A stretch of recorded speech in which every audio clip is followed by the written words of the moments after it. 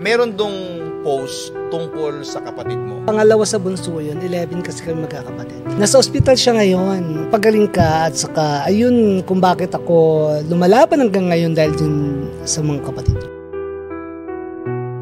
Bago mag-perform, saka pagkatapos mag-perform, di ba ang hirap? Sasabihin ni Coco Martin na bubuhayin ka, papayag ka. Sabi mo ba na may special na pagtingin sa'yo si Coco Martin? Ikaw ba'y walang nakasamaan ng yan. dahil sa attitude mo daw? Sino yung naging hindi problema mo makakalimutan na nakatampuhan mo?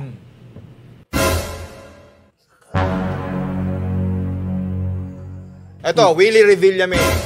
So, sino ba talagang may kasalanan sa inyo? Si Ethel o ikaw?